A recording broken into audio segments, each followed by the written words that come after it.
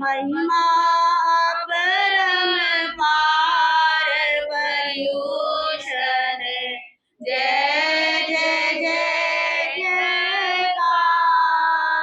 आओ स्वागत करे तुम्हारा, आओ स्वागत करे तुम्हारा।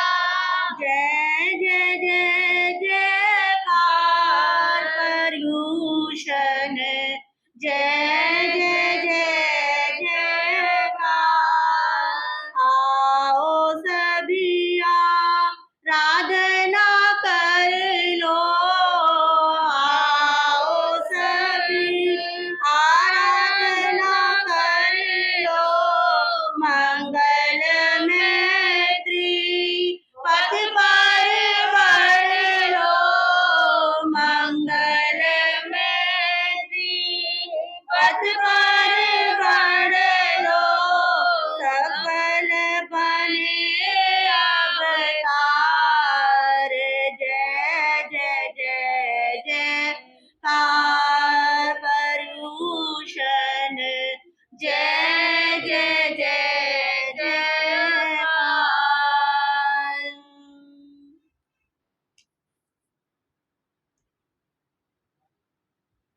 अरिहंतों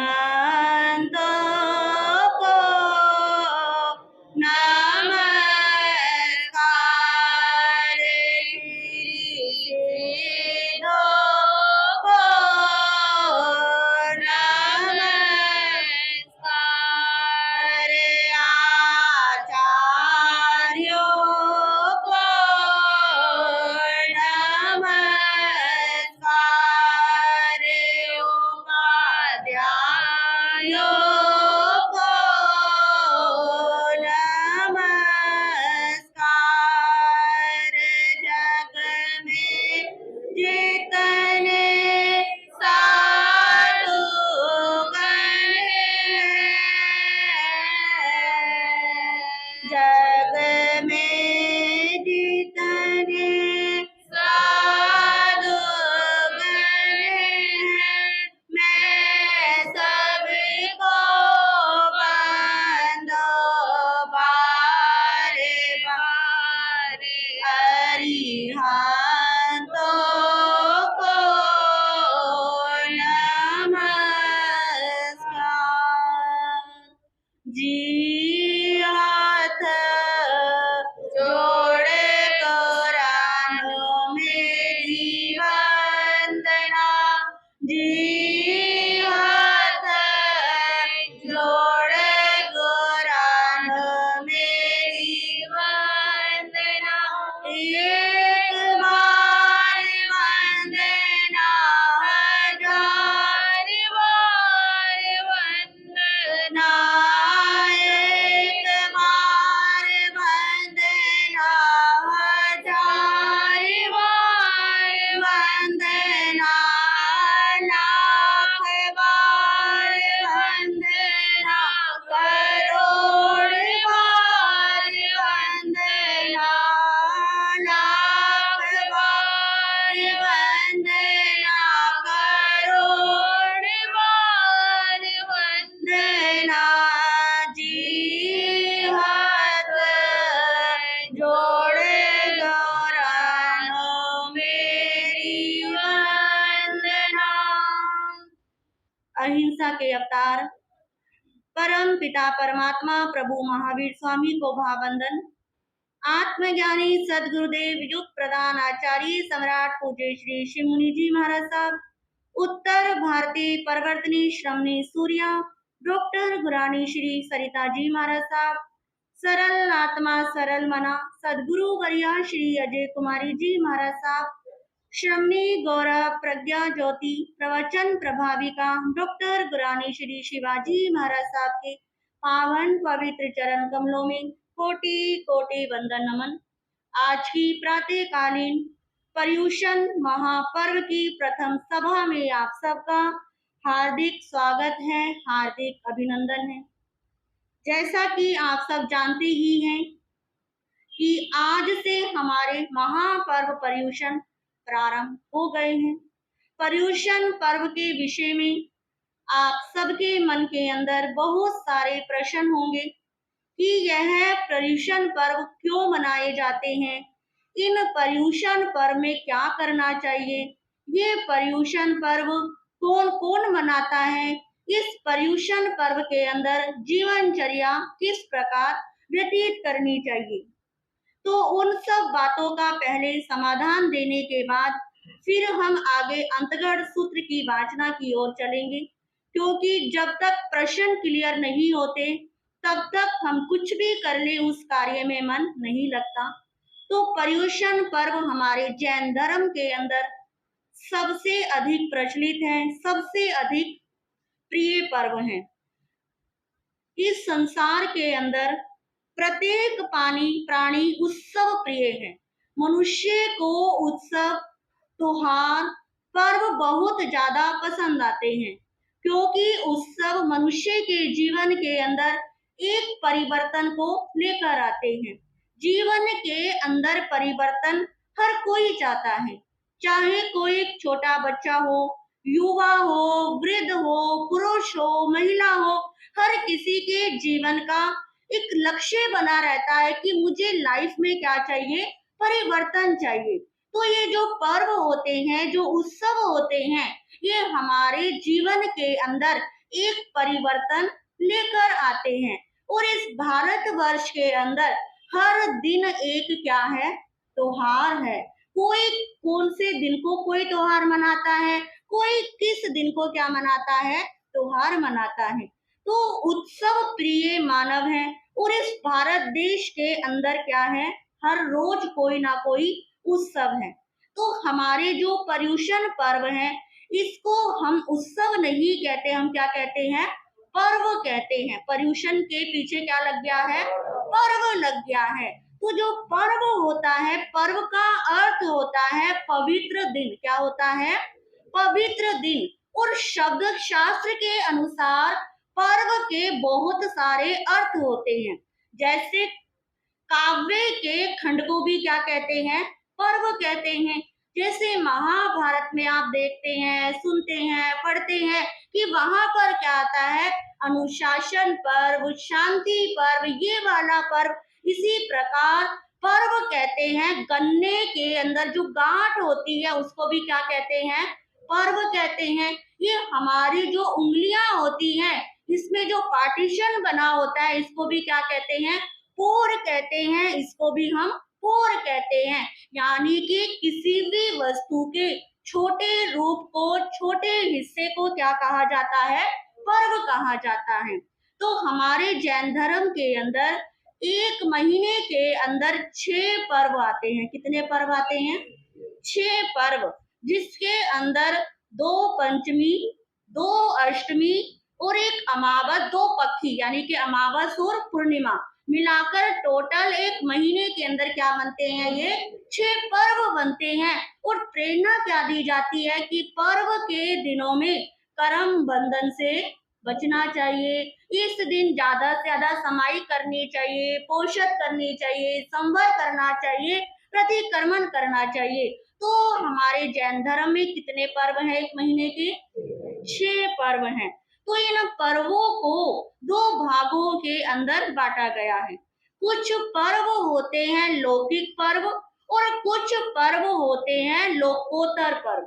लौकिक पर्व जिसे कहते हैं, जो पर्व भौतिक इच्छा की पूर्ति के लिए मनाए जाते हैं, उन्हें क्या कहते हैं, लौकिक पर्व कहते हैं। और लोकोत्तर पर्व, जिस पर्व के अंदर आध्यात्मिकता की भावना बनी रहती है, उसे क्या कहते हैं, लोकोत्तर पर्व कहते हैं। अब लौकिक पर्व के अंदर बहुत सारे क्या आते हैं, पर्व आते हैं।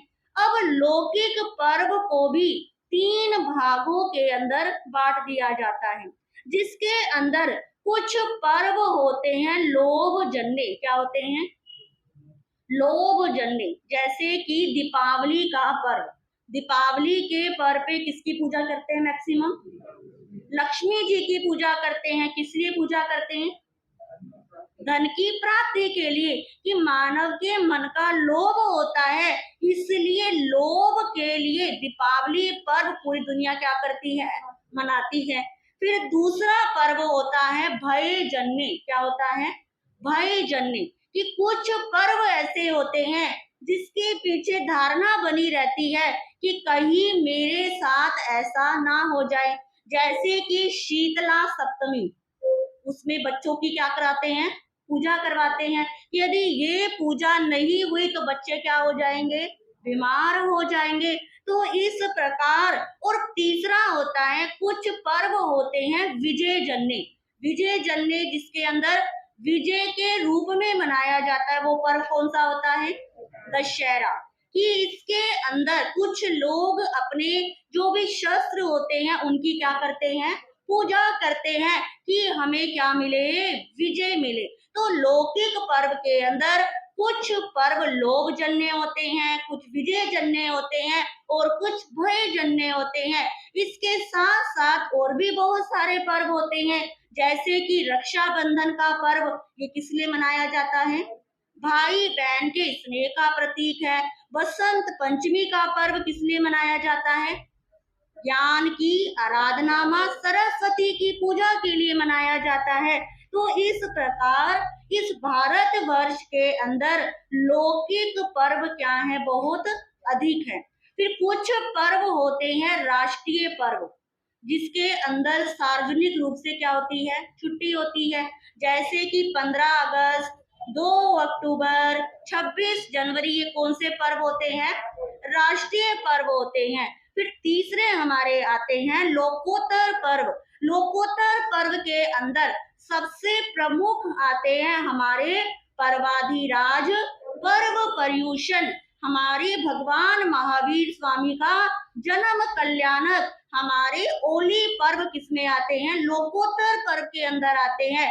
कि इन पर्वों के मनाने के पीछे मानव की यही इच्छा रहती है कि मेरी आत्मा का क्या हो, विकास हो। हमारे महापुरुष जिस राह पर चलकर मोक्ष में पधारे हैं, हम भी एक ना एक दिन क्या करें, उस लक्ष्य की तरफ आगे बढ़े। तो ये लोकोत्तर पर्व हर धर्म का क्या हो सकता है, अलग अलग हो सकता है। जैसे कि जो बौद्ध धर्म मानते हैं वो वैशाख पूर्णिमा को लोकोत्तर पर्व के रूप में मनाते हैं, कि उस दिन महात्मा बुद्ध का जन्म हुआ, उनको बोधि की प्राप्ति, उनको निर्माण हुआ। कुछ लोग क्रिसमस डे को लोकोत्तर पर्व के रूप में मनाते हैं, और हमारा पूरा भारत देश जन्माष्टमी को लोकोत्तर पर्व के रूप में क्या करता है, मनाता है। परंतु हम लोकोत्तर पर्व के रूप में आज से मनाने कौन सा पर्व जा रहे हैं, पर्व पर्युषण।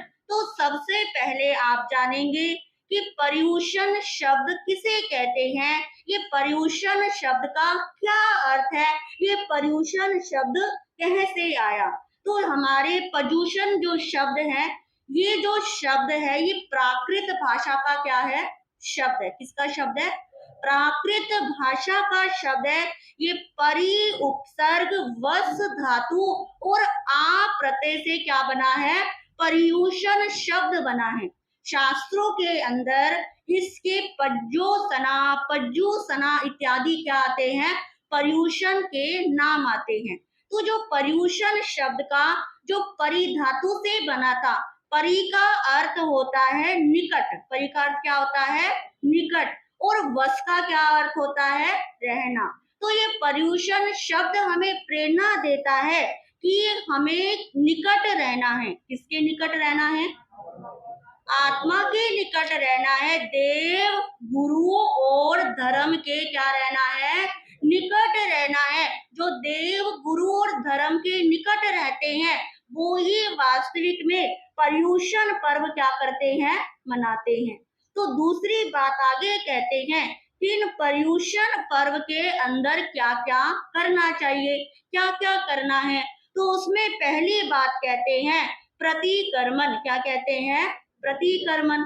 साधु साध्वी तो प्रतिदिन सुबह शाम क्या करते हैं, प्रतिकर्मण करते ही करते हैं। श्रावकों के लिए भी विशेष रूप से कहा गया, यदि आपको याद है तो क्या करो, प्रतिकर्मण। यदि याद नहीं है तो किसी से सुन के क्या करो, प्रतिक्रमण करो। तो प्रत्येक श्रावक श्राविका को इन 8 दिनों के अंदर प्रतिक्रमण तो करना ही करना चाहिए। दूसरा कहते हैं केशलोच। अब केशलोच किनका होता है, साधु साध्वी का होता है। अब आप जहां जहां पर भी दृष्टि दौड़ाओगे उन साधु साध्वियों के क्या हो चुके होंगे, मैक्सिमम तो लोच हो ही चुके होंगे, क्योंकि संवत्सरी से पहले केश लोच करना क्या होता है, कंपल्सरी होता है। तो केश लोच ये साधुओं के लिए क्या बताया है, आवश्यक करने के लिए बताया है। और तीसरा बताते हैं तपस्या। क्या कहते हैं, तपस्या।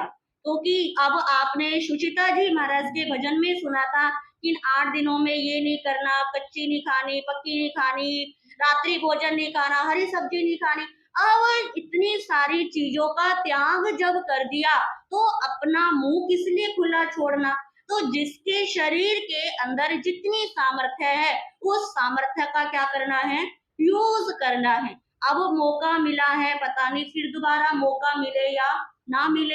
अब शरीर स्वस्थ है, अच्छे से कर सकते हो, आपका साथ देने वाले हैं, तो तपस्या में अपने आप को क्या करना चाहिए, जरूर लगाना चाहिए। चाहे छोटी तपस्या करो, यदि शरीर में सामर्थ्य है तो 28 करने का क्या लेकर आओ कि मुझे 28 करनी ही करनी है।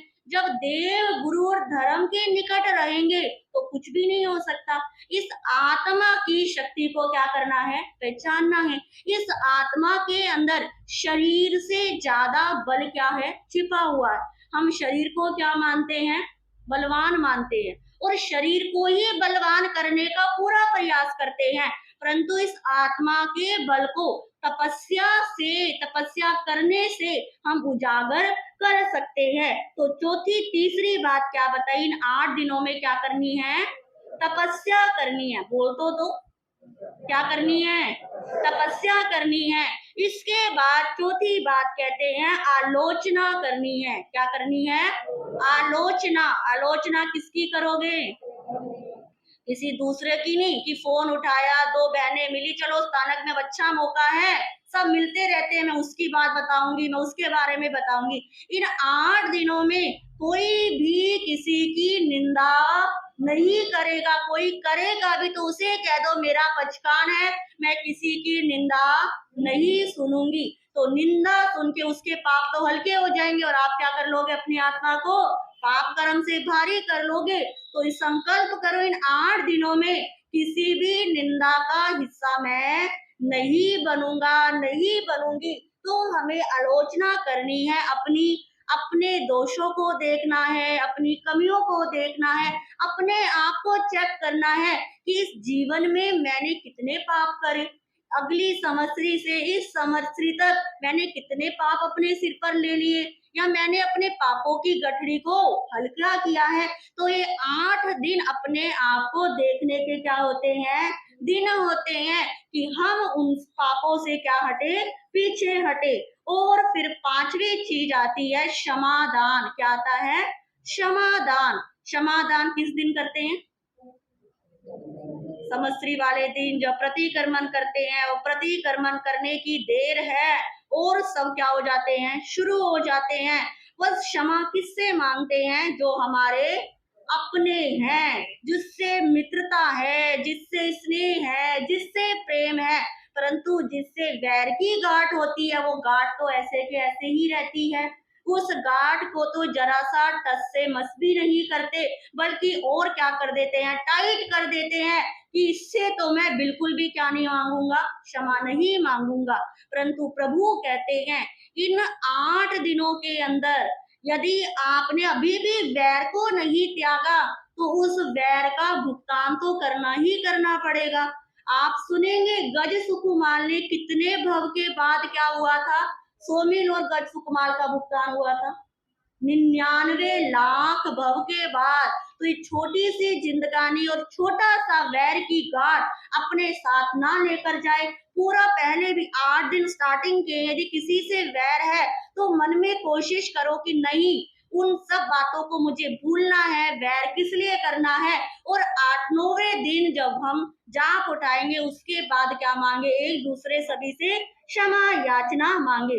और फिर आते हैं कि जो हमारा ये 8वां दिन होता है, इसको कौन से पर्व के रूप में मनाया जाता है, संवत्सरी पर्व के रूप में मनाया जाता है। तो संवत्सरी पर्व में सबसे अधिक क्या करनी चाहिए, पोषद तपस्या तो रोज करेंगे। अब 8वें संवत्सरी वाले दिन क्या करनी है, पोषद करनी ही करनी है। और मन में भी से सोच लो कि इस बार तो मुझे क्या करनी है, पोषो करनी ही कर। अभी से संस्कार डालोगे तो ये मन क्या हो जाएगा, तैयार हो। एकदम से कहोगे उसके ऊपर क्या पड़ जाएगा, बोझ पड़ जाएगा। भी मुझे 8वें दिन यानी कि अगले बुधवार को संवत्सरी वाले दिन क्या करनी है, पोषद करनी ही करनी है।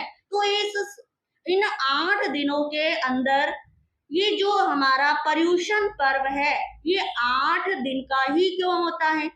10 लक्षण पर्व कितने दिन के होते हैं, 10 दिन के होते हैं। अब हमारा ये पर्व पर्युषण 8 दिन का क्यों होता है। आप सबको पता है कि हमारे आगम कितने हैं, 32 आगम है। आगम कितने हैं, 32 आगम है। उसमें 11 अंग, 12 उपांग, 4 मूल, 4 छेद और 1 आवश्यक मिला के हमारे 32 क्या बनते हैं, आगम बनते। 32 आगमों में 11 अंगों में 8वां अंग कौन सा है, अंतकृत दशांग सूत्र है। इसलिए इस सूत्र की वाचना 8 दिन में ही कंप्लीट करने का क्या है विधा, ना उससे पहले कंप्लीट करनी ना उसके बाद कंप्लीट करनी। 8वें दिन, आज से 8वें दिन संवत्सरी वाले दिन इस सूत्र की वाचना क्या होती है, कंप्लीट होती है। हमारे जैन धर्म के अंदर 8 का बहुत अधिक महत्व है। जैसे कि जो अरिहंत होते हैं, अरिहंतों के 8 क्या होते हैं, प्रतिहार्य होते हैं। सिद्ध भगवान होते हैं, उनके 8 क्या होते हैं, गुण होते हैं। हमारी प्रवचन माता कितनी होती है, 8 होती हैं। जो मंगल होते हैं वो कितने होते हैं, 8 होते हैं। इस प्रकार हमारे धर्म के अंदर 8 का अपना एक विशेष क्या होता है, महत्व होता है। अब बहुत सारे मन में प्रश्न भी हो सकता है कि इतने सारे भगवान ने आगम बताए, फिर ये अंतकृत दशांग सूत्र ही क्यों पढ़ते हैं। कोई दूसरा सूत्र भी पढ़ सकते हैं कि इस साल अंतकृत पढ़ा, फिर अगले साल दूसरा, फिर तीसरा, ऐसे भी पढ़ सकते हैं। परंतु अंतकृत दशांग सूत्र ही क्यों पढ़ते हैं, इसके पीछे हमारे आचार्य एक छोटी सी कहानी के माध्यम से समझाते हैं कि अंतकृत दशांग सूत्र की वाचना कैसे प्रारंभ हुई, कैसे इस वाचना का क्या हुआ।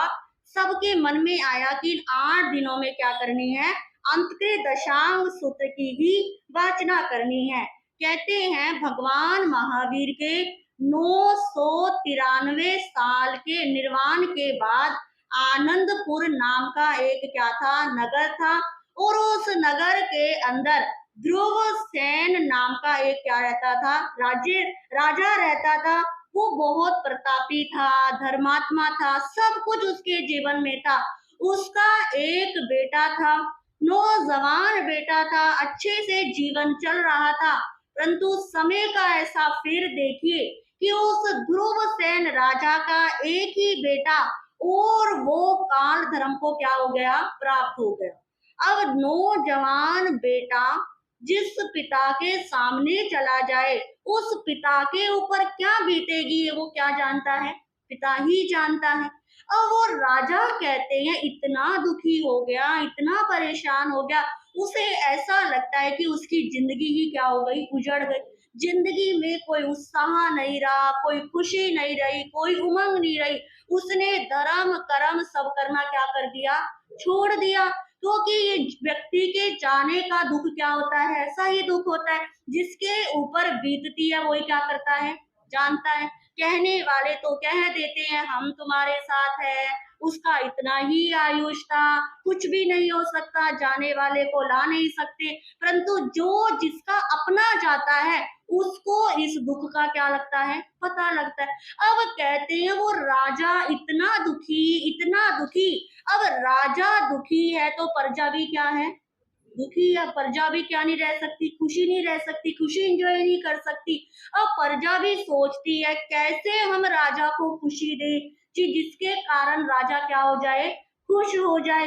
तो कहते हैं उस समय वहां पर आनंदपुर नगर के जंगलों के अंदर एक चैत्यवादी साधु रहते थे, यानी कि जो जंगलों में साधु रहते थे उनको क्या कहते थे, चैत्यवादी साधु रहते थे, जिनका नाम था कालकाचार्य चतुर्थ। क्या नाम था, कालकाचार्य चतुर्थ।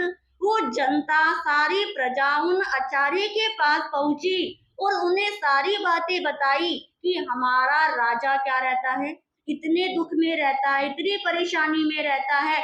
अब पर्व पर्यूषण के क्या आ रहे हैं, दिन आ रहे हैं और राजा के अंदर कोई उत्साह ही नहीं है, वो दिन रात दुख में भिड़ा रहता है। तो उस समय कहते हैं राजा के दुख को दूर करने के लिए कालकाचार्य चतुर्थ ने कल्प सूत्र की वाचना क्या करी, प्रारंभ करी। अब कल्प सूत्र की वाचना में आपको पता है उसमें 3 विभाग हैं। एक आती है तीर्थंकरावली, दूसरी आती है स्थिब्रावली और तीसरी आती है समाचारी। तो जो तीर्थंकरावली आती है उसमें 24 तीर्थंकरों का क्या है, वर्णन है। सबसे पहले किनका वर्णन आता है, भगवान महावीर का, फिर भगवान पारसनाथ जी का, फिर अरिष्ट नेमि का। ऐसे यानी कि भगवान महावीर का बहुत ज्यादा विस्तार में वर्णन है और उसके बाद थोड़ा कम लास्ट में 1-2 लाइनों में ही क्या रह जाता है, वर्णन रह जाता है। अब जैसे ही कल्प सूत्र की वाचना प्रारंभ हुई उसमें भगवान महावीर का क्या चला, जीवन चला, जीवन चरित्र सुनाने लगे। अब उसमें भगवान महावीर के 5 क्या आते हैं, कल्याणक। तीर्थ ऐसे तो हर तीर्थंकर के क्या होते हैं, 5 कल्याणक होते हैं, चैवन कल्याणक, गर्भ कल्याणक, जन्म कल्याणक, दीक्षा कल्याणक और केवल ज्ञान कल्याणक। अब वो कहते हैं जैसे ही तीर्थंकरों का यानी कि भगवान महावीर का जब गर्भ कल्याणक आया तो गर्भ कल्याणक मनाने के लिए लोगों ने बहुत सारे आडंबर क्या कर दिए, शुरू कर दिए। जब जन्म कल्याणक आया तो जन्म कल्याणक मनाने में भी ये करो वो करो, यहाँ सजाओ वो करो। अब बहुत सारा आडंबर क्या आ गया, धर्म में आ गया। अब लोग सूत्र तो कम सुनते थे, भगवान की वाणी तो कम सुनते थे, पूरे दिन आडंबर में क्या रहते थे, लगे रहते थे। तो ये आडंबर की परंपरा को कालकाचार्य चतुर्थ ने देखा कि ये दिन तो क्या है, धर्म ध्यान करने के हैं और लोग इन दिनों ही क्या करने लग गए हैं, आडंबर करने लग गए हैं। तो उन्होंने लोगों को समझाया कि इन दिनों ज्यादा आडंबर नहीं करना, सिर्फ जब भगवान महावीर का जन्म कल्याणक आएगा उस समय सिंपल सोबर रूप में जन्म कल्याणक क्या करेंगे, मनाए जाएंगे। अब धीरे धीरे कहते हैं इस तरह कल्प सूत्र की वाचना चलने लगी और राजाओं आचार्यों ने सोचा कि ये सूत्र तो लोगों को क्या कर रहा है, धर्म से दूर कर रहा है, लोग आडंबर में लग रहे हैं। तो उस समय उन्होंने अंतकृत दशांग सूत्र की वाचना क्या कर दी, देने शुरू कर दी। अंतकृत दशांग जिसका अर्थ होता है अंतिम समय में जिन्होंने मोक्ष को क्या किया है, प्राप्त किया है। ऐसे महापुरुषों की जीवन चरित्र का वर्णन जिस आगम के अंदर है उसे क्या कहते हैं, अंतकृत दशांग सूत्र कहते हैं। इसमें कितने महापुरुषों का वर्णन है, 90 महापुरुषों का वर्णन है। और कितने तीर्थंकरों की वाणी है, 2। एक भगवान महावीर स्वामी के शासन चलता है और दूसरा चलता है भगवान अरिष्ट नेमि का शासन चलता है। तो इस प्रकार कल्प सूत्र अंतगढ़ दशांग सूत्र के अंदर सभी केवलियों का क्या है, वर्णन है। केवली कहते हैं 3 प्रकार के होते हैं, एक होते हैं श्रृंगार केवली, एक होते हैं मौन केवली और एक होते हैं अंतकृत केवली। तो ये अंत के दशांग सूत्र के अंदर अंतकृत केवली का वर्णन है कि जिन्होंने अंतिम समय में केवल ज्ञान को प्राप्त करके सिद्ध बुद्ध और मुक्त हुए थे। तो ऐसे 90 महापुरुषों की वाणी इस आगम के अंदर है।